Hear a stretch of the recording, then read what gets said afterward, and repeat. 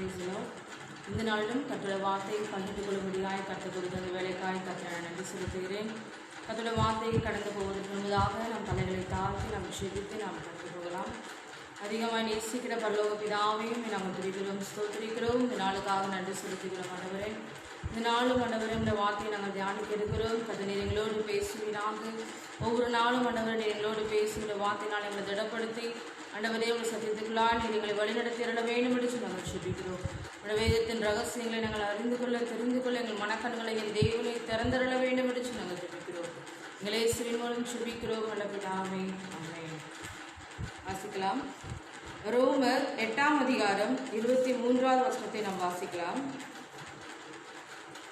எவர்களை முன்குறித்தாரோ அவர்களை அழைத்தும் இருக்கிறார், எவர்களை அழைத்தாரோ அவர்களை நீதிமான்களும் ஆக்கியிருக்கிறார், எவர்களை நீதிமான்கள் ஆக்கினாரோ அவர்களை மகிமைப்படுத்தும் இருக்கிறார். ஹல்லேலூயா.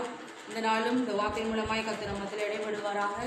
நாம் பார்க்கும் பொழுது எவர்களை அழைத்தாரோ அவர்களை நீதிமான்களும் ஆக்கியிருக்கிறார், எவர்களை நீதிமான்கள் ஆக்கினாரோ அவர்களை நீதிமான்களும், எவர்களை அழைத்தாரோ அவர்களை நீதிமான்களும் ஆக்கியிருக்கிறார், எவர்களை நீதிமான்கள் ஆக்கினாரோ அவர்களை மகிமைப்படுத்தும் இருக்கிறார்.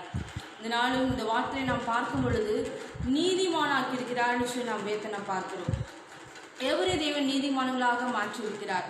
இருளுக்குள்ளாய் இருந்தவர்களை கர்த்தருடைய வெளிச்சத்துக்கு அழைத்து வந்து இயேசுவை அவருடைய சொந்த ரட்சகராய் நாம் ஏற்றுக்கொள்ளும் பொழுது பாவத்திலிருந்து விடுதலை கர்த்தர் கொடுக்கிறவராய் இருக்கிறார்.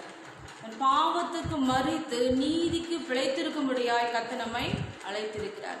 அழைத்தது மாத்திரமல்ல, அவர்களை நீதிமான்களுமாய் மாற்றியிருக்கிறார். வேதாகமத்திலே பார்க்கும் பொழுது யாரெல்லாம் கர்த்தர் நீதிமான்களாக மாற்றினான்னு சொல்லி நாம் பார்த்தோம்னா பல பேரை நாம் சொல்ல முடியும். ஆனால் இந்த நாட்களில் உங்கள் மத்தியில் நான் பேச இருக்கிற காரியம் ஒரு சில நீதிமான்களை குறித்து அவருடைய குணாதிசயங்கள் எப்படிப்பட்டதாக இருந்தது என்று சொல்லி நாம் பார்க்கலாம். வேதத்தில் திருப்பிக் கொள்ளலாம். ஆதியாகமம் 6ஆம் அதிகாரத்திலே 8லிருந்து 22 வசனத்தை நாம் வாசிக்கலாம். நோவாவுக்கோ கர்த்தருடைய கண்களில் கிருபை கிடைத்தது. நோவா தன் காலத்தில் இருந்தவர்களுக்குள்ளே நீதிமானும் உத்தமனுமாயிருந்தார். நோவா தேவனோடு சஞ்சரித்து கொண்டிருந்தார். பூமியானது தேவனுக்கு முன்பாக சீர்கெட்டதாக இருந்தது. பூமி கொடுமையினால் நிறைந்திருந்தது. தேவன் பூமியை பார்த்தார், இதோ அது சீர்கெட்டதாக இருந்தது. மாம்சமான யாவரும் பூமியின் மேல் தங்கள் வழியை கெடுத்து கொண்டிருந்தார்கள். இங்கே பார்க்கும் பொழுது நோவாவுடைய காலத்தில் இருந்த மக்கள் எல்லாம் எப்படி இருந்தாங்களாம்? அக்கிரமம் செய்கிறவர்களாகவும் காணப்பட்டார்கள் என்று சொல்லி 5வது வசனத்திலே நாம் பார்க்க முடியும். மனுஷனுடைய அக்கிரமம் பூமியிலே பெருகினது என்றும் சீர்கெட்டவர்களாக இருக்கிறார்கள் என்றும் பூமியை பார்க்கும் பொழுது கர்த்தர் என்னப்பட்டார்? மனஸ்தாபப்படுகிறவராய் காணப்பட்டார். ஜனங்களை பார்க்கும் பொழுது அவர் மிகவும் மனஸ்தாபப்பட்டார். ஸோ அது நிமித்தமாக கர்த்தர் என்ன நினைத்தாராம்? அவற்றை நாம் அழித்து தேவன் நீதிமான்களாய் காணப்பட்ட நோவாவுடைய குடும்பத்தை தேவன் பாதுகாக்கிறவராய் காணப்பட்டார். அதை நாம் பார்க்கிறோம். நோவா தன் காலத்தில் இருந்தவர்களுக்குள்ளே நீதிமானாய் காணப்பட்டான். எப்படி நோவா மட்டும் நீதிமானாய் காணப்பட்டார்? எல்லாரும் அந்த இடத்துல இருக்கிறாங்க, ஆனால் எல்லாருமே அக்கிரமம் செய்கிறவர்களாகவும் தெய்வ மகிமை அற்றவர்களாகவும் சீர்கெட்டவர்களாகவும் தங்களை கெடுத்துக் கொள்கிறவர்களாகவும் காணப்பட்டார்கள். ஆனால் அந்த காலத்தில் அந்த மக்கள் மத்தியில் நோவாவும் அவருடைய குடும்பமும் மாத்திரம் நீதிமானாகவும் உத்தமனாகவும் காணப்பட்டார்கள். நோவா முதலாவது நாம் பார்க்கும் பொழுது தேவனுடைய வார்த்தையிலிருந்து நோவா நீதிமான் சொல்லி அழைக்கப்பட காரணம் என்னவென்றால், நோவா தேவனோடு சஞ்சரித்து கொண்டிருந்தான். தேவனோடு அவன் பேசுகிறவனாய் காணப்பட்டான். தேவனோடு அவன் சஞ்சரிக்கிறவனாய் காணப்பட்டான். முதலாவது ஒரு நீதிமானுக்கு குணாதிசயம் எப்படி இருக்குன்னா, ரிலேஷன்ஷிப் வித் காட், கர்த்தருக்குள்ளாய் இருக்கிற உறவானது அதில் அவன் உறுதி உள்ளவனாய் இருப்பதை நம்மால் பார்க்க முடியும். 2வது நாம் பார்த்தோம்னா எபேசியர் 11ஆம் அதிகாரத்தில் 7வது வசனத்தை நாம் வாசிக்கலாம். எபிரேயர் 11:7. விசுவாசத்தினாலே நோவா தற்காலத்திலே காணாதவர்களை குறித்து தேவ எச்சரிப்பு பெற்று என்ன பண்ணாரா? அவரு தேவனுடைய எச்சரிப்பை அவன் பெறுகிறவனாக காணப்பட்டான். வேதாகமத்தை நாம் பார்க்கும் பொழுது கர்த்தர் சொல்லுவார், தேவன் நோவாவை நோக்கி, மாம்சமான யாவரின் முடிவும் எனக்கு முன்பாக வந்தது, அவர்களாலே பூமி கொடுமையினால் நான் அவர்களை பூமியோடு கூட அழித்து போடுவேன். நீ கொப்பேர் மரத்தால் உனக்கு ஒரு பேழையை உண்டாக்கு என்று சொல்லி சொன்னார். கர்த்தர் சொல்றாரு, நான் அழிக்க போறேன் இந்த பூமியை. ஏன்னா கொடுமையினால் நடந்திருக்கு, எல்லாருமே தங்களோட வழிகளை சீர்கட்டு இருக்கிறாங்க, அக்கறவும் நிறைந்திருக்கு, அதனால அழிக்க போகிறேன் என்று சொல்லி தேவனுடைய எச்சரிப்பை நோவா அந்த நாட்களில் பெற்றுக்கொள்ளும் போது அதை ஏற்றுக்கொண்டவனாய் காணப்பட்டார். தேவன் தனக்கு கட்டளையிட்ட யாவையும் அவன் செய்து முடிக்கிறவனாய் காணப்பட்டார். நோவாவை பார்த்து தேவன் சொன்னார், நீ கொப்பையில் மரத்தினால ஒரு பேழையை உண்டு பண்ணு, அதோடைய அகலம் நீளம் அதோடைய அறைகள் எப்படி இருக்கணும்னு சொல்லி விரிவாக இப்படி இருக்கணும் என்று சொல்லி பல காரியங்களை நோவாவுக்கு அங்கே சொல்லுவதை நாம் பார்க்க முடியும். பாருங்க, நீ பேழைக்கு ஒரு ஜன்னலை உண்டு பண்ணு, பேழையின் நீளம் 300 முழம், அதன் அகலம் 50 முழம், அதன் உயரம் 30 முழமாய் இருக்க வேண்டும். பார்க்கும் பொழுது ஒரு பெரிய பேழையை அவன் செய்ய வேண்டும். எங்க அவன் செய்யணும்னா எல்லாருக்கும் முன்பதாக, அவன் வாழ்ந்து கொண்டிருக்க ஜனங்களுக்கு முன்பதாக தான் அந்த பேழையை அவன் செய்தாக வேண்டும். கர்த்தர் சொல்லிட்டார், அதை மறைத்தோ அவன் எந்த ஒரு காரியமும் செய்ய முடியாது. அவன் கூட இருக்கிற அவனுடைய மக்கள் மத்தியில அந்த பேழையை அவன் அத்தனை அடி உயரம் அகலம் இவை எல்லாவற்றையும் அவன் நேர்த்தியாக செய்து முடித்தான் என்று சொல்லி வேதாகமத்தில் எழுதியிருக்கிறது. ஒரு மனிதன் ஒரு பேழையை செய்வானே என்றால் அவ்வளோ பெரிய நீளமான பேழையை செஞ்சுட்டு இருக்காரு. அங்கே இருக்கிற மக்கள் என்ன பண்ணியிருப்பாங்க, அவரை பார்த்து பல கேலி பண்ணியிருப்பாங்க, கிண்டல் பண்ணியிருப்பாங்க, அவரை அவமானப்படுத்தியிருப்பாங்க, பலவிதமான காரியங்கள் பேசியிருக்கலாம். ஆனால் நோவா தன்னோட வாழ்க்கையில சோர்ந்தே போகல. என்ன விதமான வார்த்தைகள் வந்தாலும், எப்படிப்பட்டதான காரியங்கள் அவனுக்கு விரோதமாய் இருந்தாலும், நோவாவோ கர்த்தருடைய சமூகத்திலே காத்திருக்கிறவராய், தேவனோடு சஞ்சரிக்கிறவராய், எச்சரிப்பின் சதத்தை பெற்றுக்கொண்டு பார்க்கும் பொழுது காணாதவர்களை குறித்து தெய்வ எச்சரிப்பு பெற்று பய பக்தி உள்ளவனாகி தன் குடும்பத்தை ரட்சிப்பதற்கு பேழையை உண்டு பண்ணினான். அதனாலே அவன் உலகம் ஆக்கினைக்குள்ளானது தீர்த்து விசுவாசத்தினால் உண்டாகும் நீதிக்கு சுதந்திரவழியானான். இங்கே பார்க்கும் பொழுது அவனுக்குள்ளான ஒரு விசுவாசம் காணப்பட்டுச்சு. கண்டிப்பாக தேவன் என்னை குடும்பத்தை என்ன பண்ணுவார், பாதுகாப்பார், அவர் என்னை ரட்சிப்பார் என்று சொல்லி அவனுக்குள்ளாக இருந்த அளவற்ற விசுவாசத்தின் நிமித்தம்தான் அவனால் அந்த பேழையை செய்ய முடிந்தது. இந்த இடத்துல நம்ம கொஞ்சம் பார்க்கும் பொழுது கர்த்தர் சொல்லிட்டார், இப்படியெல்லாம் செய்யணும் என்று சொல்லிட்டார். அவன் செய்தான். பார்க்கும் பொழுது ஒரு ஆச்சரியமான காரியம், கர்த்தர் சொன்ன வார்த்தைக்கு கீழ்ப்படுகிறவனாய் பய பக்தி உள்ளவனாய் அந்த நாட்களில் நோவா காணப்பட்டான். அது நிமித்தமாக தான் தேவனுடைய வார்த்தையை பார்க்கும் பொழுது நீதிமான் என்று சொல்லி அழைக்கப்படுவதை நம்மால் பார்க்க முடியும். நோவாவுடைய குணாதிசயம் பார்த்தீங்கன்னா, தேவனோடு சஞ்சரிக்கிறவனாய் காணப்பட்டார், தேவன் தனக்கு சொன்ன எல்லாவற்றையும் செய்து முடிக்கிறவராய் காணப்பட்டார், தெய்வ எச்சரிப்பை ஏற்றுக்கொண்டவராய் காணப்பட்டார். நான் அழிக்க போறேன் என்று சொல்லும் பொழுது அந்த எச்சரிப்பை அவன் என்ன பண்றான், ஏற்றுக்கொண்டான், அதுக்கு கீழ்ப்படிந்தார், தன்னை அர்ப்பணிக்கிறவனாய் கீழ்ப்படுகிறவனாய் அந்த குணாதிசயம் அவருக்குள்ளாக காணப்பட்டது. மாத்திரமல்ல பய பக்தி உள்ளவனாய் காணப்பட்டார், விசுவாசிக்கிறவனாய் காணப்பட்டார். விசுவாசிக்கிறவர்கள் விசுவாசம் என்பது நம்பப்படுவதையும் காணப்படாதவைகளின் நிச்சயமாய் இருக்கிறபடியால் அவற்றை அவர் செய்து முடிக்கிறவராய் காணப்பட்டார். இது நிமித்தமே நோவா என்ன பண்ணாரா, நீதிமான் என்று சொல்லி அழைக்கப்பட்டார். மாத்திரமல்ல ஒரு அதிகாரத்தை நாம் வாசிக்கலாம். மத்தேயு 24 அதிகாரத்திலே 37-38 வசனத்தை நான் வாசிக்கிறேன். நோவாவின் காலத்தில் எப்படி நடந்ததோ அப்படியே மனுஷகுமாரன் வரும் காலத்திலும் நடக்கும். எப்படியெனில் ஜல பிரளயத்துக்கு முன்னான காலத்தில் நோவா பேழைக்குள் பிரவேசிக்கும் நாள் வரைக்கும் ஜனங்கள் புசித்தும் குடித்தும் பெண் கொண்டும் பெண் கொடுத்தும் ஜலப்பிரளயம் வந்து அனைவரையும் வாரிக்கொண்டு போகும் மட்டும் உணராதிருந்தார்கள். அப்படியே மனுஷகுமாரன் வரும் காலத்திலும் நடக்கும். ஹல்லேலூயா. இங்கே நான் பார்க்கும் பொழுது நோவாவுடைய காலத்தில் எவ்விதமாய் ஜனங்கள் காணப்பட்ட அக்கிரமத்தினாலும் துன்மார்க்கத்தினாலும் சீர்கெட்டவர்களாய், தன் வழியை அவமதிக்கிறவர்களாய், தன் இஷ்டம் போன போக்கிலே போகிறவர்களாய் காணப்பட்டு ஆக்கினைக்குட்பட்டார்கள் என்று சொல்லிட்டு நம்ம பார்க்க முடிகிறது. இங்கே பார்க்குறோம், புசித்தோம் கொடுத்தோம் பெண் கொடுத்தும் அவருடைய மன இஷ்டத்தின் பிரகாரமாக தன் வாழ்க்கையை நடந்து கொண்டு வந்தாங்க. முடிவில் என்ன ஆச்சுன்னா, ஜலப்பிரளயம் வந்து அவர்களை வாரி கொண்டு போக மட்டும் உணராதிருந்தார்கள். ஆனால் கர்த்தருடைய வார்த்தைக்கு கீழ்ப்படிந்து கர்த்தருடைய சமூகத்திலே காத்திருந்து தேவனோடு சஞ்சரித்து பயபக்தி உள்ளவனாய் தெய்வ எச்சரிப்பை பெற்றுக்கொண்ட நோவாவின் குடும்பமோ பாதுகாக்கப்பட்டது. அவனையே கர்த்தர் நீதிமானாக எண்ணினார். இந்த நாளிலே அவ்விதமாக கர்த்தர் எவ்விதமாய் நோவாவையும் அவன் குடும்பத்தையும் பாதுகாத்து நீதிமான் சொல்லி அழைக்கப்பட்டதன் காரணம் அவனுக்குள்ளா இருந்த குணாதிசயங்கள். இரண்டாவது நபரை நாம் பார்க்கலாம். ஆபிரகாம் குறித்து நாம் பார்க்கலாம். ஆதியாகமம் 22ஆம் அதிகாரத்திலே 1 முதல் 13 வசனத்தை நாம் வாசிக்கலாம். 22 1 முதல் 13. இந்த காரியங்கள் நடந்த பின்பு தேவன் ஆபிரகாமை சோதித்தார். எப்படியெனில், அவர் அவனை நோக்கி, ஆபிரகாமே என்றார். அவன், இதோ அடியேன் என்றான். அப்பொழுது அவர், உன் புத்திரனும் உன் ஏகசுதனும் உன் நேசகுமாரனுமாகிய ஈசாக்கை நீ இப்பொழுது அழைத்து கொண்டு மோரியா தேசத்துக்கு போய் அங்கே நான் உனக்கு குறிக்கும் மலைகள் ஒன்றின் மேல் அவனை தகன பலியாக பலியிடு என்றார். இங்கே நாம் பார்க்கலாம், ஈசாக்கு யார் என்று சொல்லி பார்க்கும் பொழுது, ஒரே குமாரனாய் ஒரே ஏக சுதனும் ஒரே புத்திரனுமாய் நேசகுமாரனுமாய் ஆபிரகாமுக்கு காணப்பட்டார். இந்த ஈசாக்கை பெரும்படியாக பல வருடங்கள் அந்த வாக்குத்தத்தம் நிறைவேற அவர்கள் காத்திருந்தார்கள். பல வருடங்களாய் காத்திருந்து அவர் பெற்ற ஒரு பெரிய ஆசீர்வாதம் ஈசாக்கு. ஆனால் இங்கே பார்க்கும் பொழுது ஆண்டவர் அங்கே தேவன் சொல்கிறார், மலையில் நீ போய் என்ன பண்ணணும், தகன பலியாக நீ பலி செலுத்த வேண்டும், ஈசாக்கை நீ பலி செலுத்த வேண்டும் என்று சொல்லி சொன்னார்.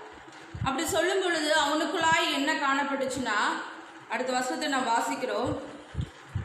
ஆபிரகாம் அதிகாலையில் எழுந்து தன் கழுதையின் மேல் சேனங்கட்டி தன் வேலைக்காரர்கள் 2 பேரையும் தன் குமாரன் ஈசாக்கையும் கூட்டிக் கொண்டு தகன பலிக்கு கட்டைகளையும் பிளந்து கொண்டு தேவன் தனக்கு குறித்த இடத்துக்கு புறப்பட்டு போனார். இங்கே நாம் பார்க்கிறோம், எந்த ஒரு வார்த்தையும் அவங்க சொல்லலை. ஆண்டவரே, பல வருடங்கள் கழித்து எனக்கு நீ கொடுத்த குமாரன்னு சொல்லி எதுவுமே இங்கே கேட்கல, எந்த ஒரு வார்த்தையும் சொல்லலை. தெய்வ சத்தத்துக்கு கீழ்ப்படுகிறவராய் அப்படியே தன்னை அர்ப்பணிக்கிறவனாய் ஆபிரகாம் காணப்பட்டார். பாருங்க, எல்லாவற்றையும் எடுத்துக்கொண்டு தன் மகனையும் கூட்டிக் கொண்டு புறப்பட்டு போறார். 3ஆம் நாளில் ஆபிரகாம் தன் கண்களை ஏறெடுத்து பார்த்து தூரத்தில் அந்த இடத்தை கண்டான். அப்பொழுது ஆபிரகாம் தம் வேலைக்காரை நோக்கி, நீங்கள் கழுதையை நிறுத்தி இங்கே காத்திருங்கள், நானும் பிள்ளையாண்டானும் அவ்விடம் மட்டும் போய் தொழுது கொண்டு உங்களிடத்தில் திரும்பி வருவோம் என்றார். இங்குதான் அந்த வசத்தை நான் உங்களுக்கு சொல்றேன்.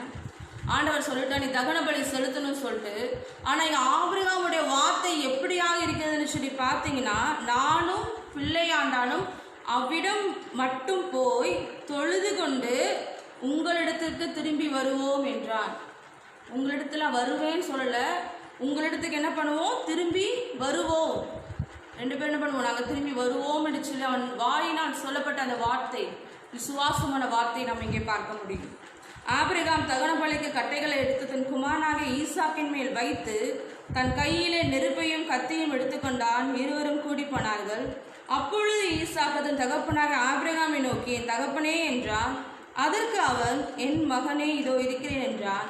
அப்பொழுது அவன், இதோ நெருப்பும் கட்டையும் இருக்கிறது, தகன பலிக்கு ஆட்டுக்குட்டி எங்கே என்றான். தகன பலிக்கு ஆட்டுக்குட்டி எங்கேன்னு சொல்லி அங்கே ஈசாக்கே கேட்கிறார். அதுக்கு ஆபிரகாம் சொல்றாரு, தேவன் தமக்கு தகன பலிக்கான ஆட்டுக்குட்டியை பார்த்து கொள்வார்.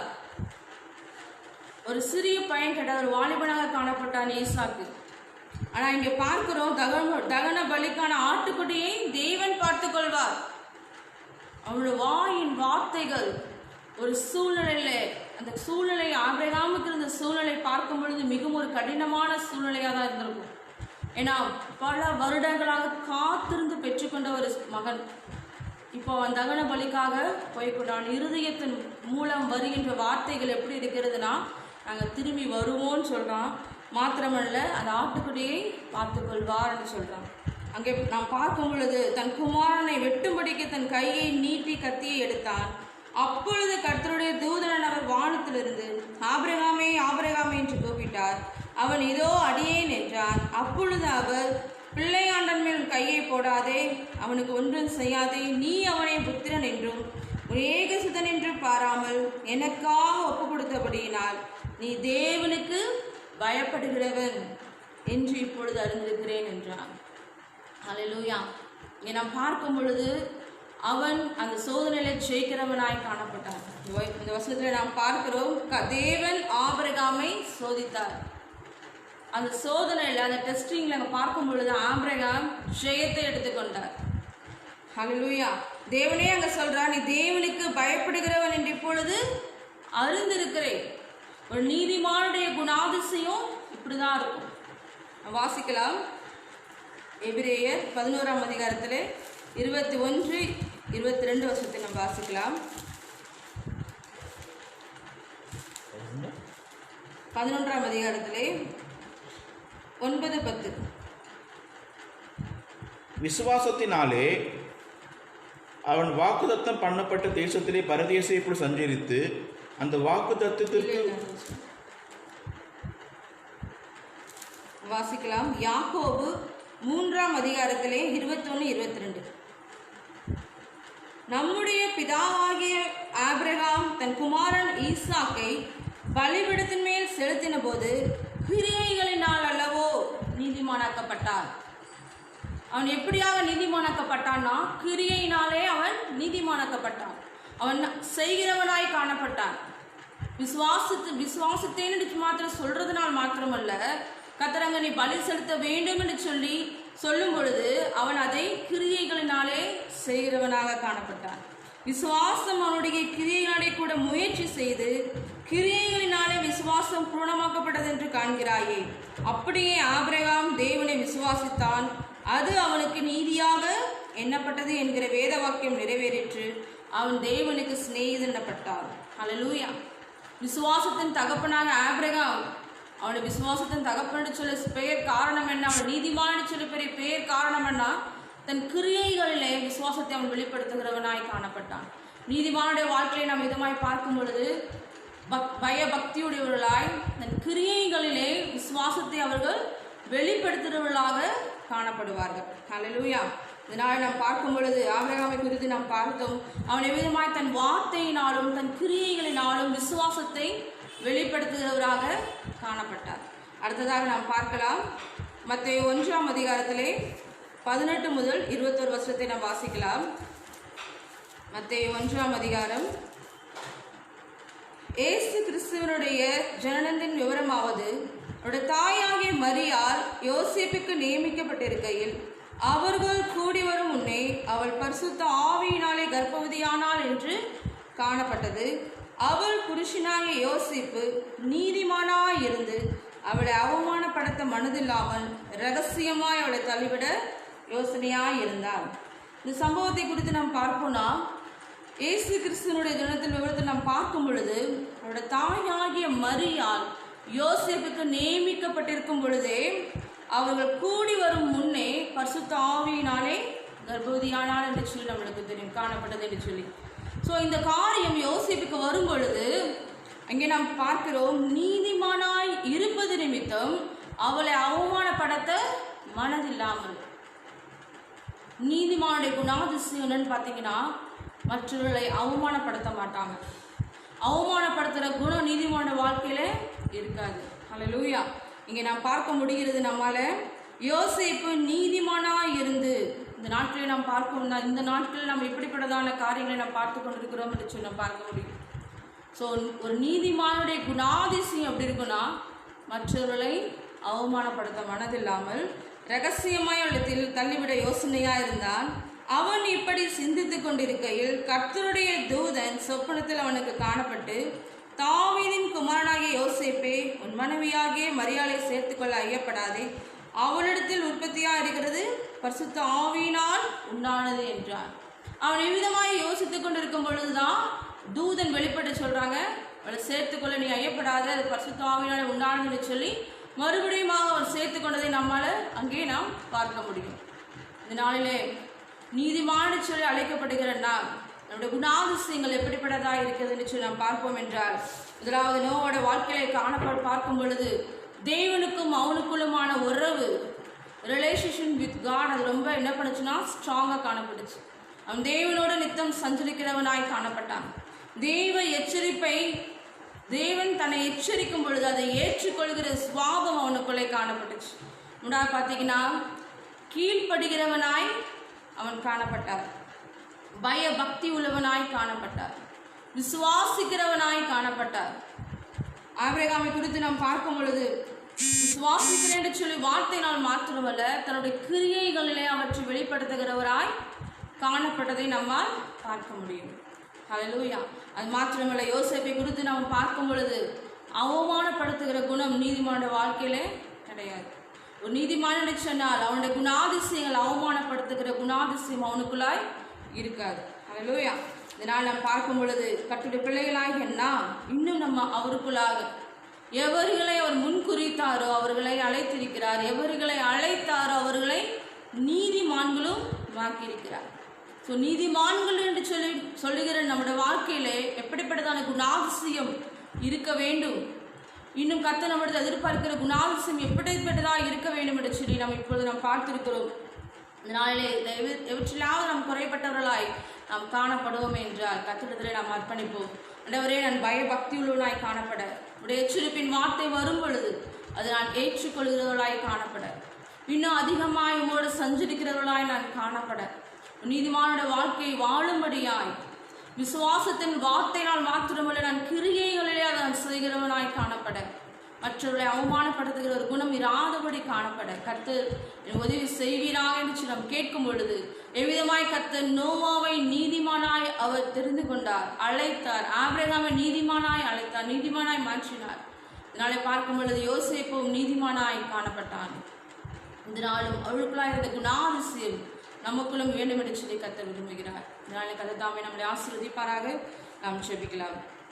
அதிகமாக நேசிக்கிற பரலோக பிதாவே, நாங்கள் துதிக்கிறோம், ஸ்தோத்திரிக்கிறோம். இந்த நாளுக்காக நாங்கள் உங்களுக்கு நன்றி செலுத்துகிறோம் ஆண்டவரே. ஆம் தகப்பனே, இந்த நாளை எவர்களை நீர் முன்குறித்தீரோ, நீர் அவரை அழைத்திருக்கிறீர், எவர்களை அழைத்தீரோ அவர்கள் நீதிமான்களுமாய் மாற்றிருக்கிறீர் அப்பா. ஆம் தகப்பனே, இந்த முன்னோர்கள் நாங்கள் பார்க்கும் பொழுது ஆண்டவரே தெய்வ பக்தி உள்ளவர்களாய், ஆண்டவரே உம்முடைய எச்சரிப்பை ஏற்றுக்கொள்கிற பிள்ளைகளாய், அவமானப்படுத்துகிறவர்களாய் இராதபடிக்கு ஆண்டவரை விசுவாசத்தை கிரியையிலே செய்கிறவர்களாய், ஆண்டவரை உம்மோடு சஞ்சரிக்கிறவர்களாய் காணப்படும்படியாய் கர்த்தர் இன்னுமா இந்த பிள்ளைகளுக்கு என் தேவனின் அனுகிரகம் செய்வீராக. ஆண்டவரே, இந்த ஆபத்து நிறைந்த உலகத்திலே வாழ்ந்து கொண்டிருக்கிற நாங்கள் ஒவ்வொரு நாளும் அப்பாவுடைய சுத்தம் நாங்கள் நிறைவேற்றுவர்களாய் காணப்படும்படியாய், நீதியின்படி நடக்கிறவர்களாய் காணப்படும்படியாய் என் தேவனின் அனுகிரகம் கிருபை பாராட்டியருள வேண்டும் என்று நாங்கள் ஜெபிக்கிறோம். உங்கள் நாமம் ஒன்றே மகிமைப்படட்டும். இந்த நாட்டிலும் கர்த்தாவே ஒவ்வொரு நாட்டிலும் எங்களோடு கூட இருந்து உங்களுடைய கரம் பிடித்து எங்களை நீர் வழி நடத்துங்க. இயேசுவின் மூலம் ஜெபிக்கிறோம் நல்ல பிதாவே. ஆமென்.